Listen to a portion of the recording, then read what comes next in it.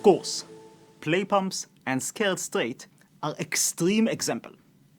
Most interventions don't actively harm those they're trying to help, and it's definitely rare that a program is as efficiently harmful as scared straight manages to be. Many attempts to make an impact are successful in doing some good, but an important question is, how successful are they? For starters, let's try and compare the best opportunities in a field to a median one. What do we mean by that? Imagine we're asking you to look at interventions with the goal of delivering hot meals to those in need.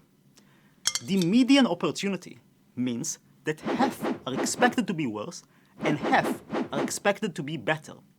For example, if the median is $5 per meal delivered, we expect about half to be worse and provide a meal for more than $5, and half to do better and provide it for less than $5. If we don't spend much time thinking about which opportunity to select and pick one without actually exploring their efficiency, the median is a pretty good way to estimate what kind of impact we can expect. What we are trying to do is compare that median to the best opportunities that are available.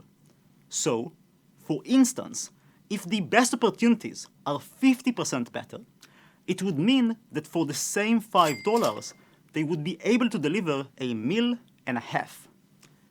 If you had to take a guess, when considering interventions for many fields like healthcare, education, and more, how much better than the median do you think the best intervention would be at achieving the goal? When hundreds of people were asked a similar question, the majority of them said about 50% better. However, the reality is very different, at least in some crucial fields. In 2006, for instance, the World Bank wanted to decide how best to spend its budget on reducing harm from disease in low and middle-income countries. They looked at hundreds of interventions, all meant to make sure people suffer less from disease and live healthier lives. Let's explore what they found out. The graph here shows the cost-effectiveness of healthcare interventions. The x-axis represents how many delis each intervention saves per $1,000 invested. We'll discuss delis in the next lesson, but roughly, each deli is a year of healthy life saved by the treatment. So, for example, a treatment at this point on the graph saves 100 years of life for an investment of $1,000, while a treatment here saves 300 years of life for the same amount. The y-axis reflects how many interventions achieve this level of cost-effectiveness. For example, we can see that there are many more interventions that save 50 years of healthy life per $1,000 compared to 300. The interesting thing is that, well, it seems that the wisdom of the crowd is wrong, at least when it comes to interventions in global health. The best interventions are not 50% better than the median ones, but can be 10 times or even 100 times more effective for the same price. In fact, experts estimate that the best charities are indeed about 100 times more cost-effective than median ones. Reflect on what that means. If you decide to spend a year of your life working on making people's lives better, choosing how to spend that 1 year wisely would make a bigger difference than spending another 50 years working on an opportunity that is a median one. These trends are not unique to global health.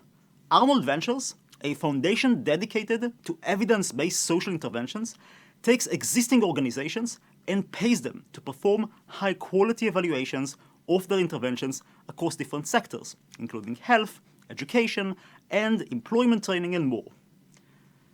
Though the details vary, the broad trends are similar across all of these. We can see in the chart that a small minority of interventions do harm, a larger minority are shown to have positive effects, and the vast majority either have no effect or have effects too small for any evaluation efforts done so far to detect. Now, some of you may be thinking, but wait a second, can these evaluations be flawed? Isn't the attempt to fully measure and quantify the impact of social efforts inherently flawed? There is a true and important phrase that says, not everything that counts can be counted.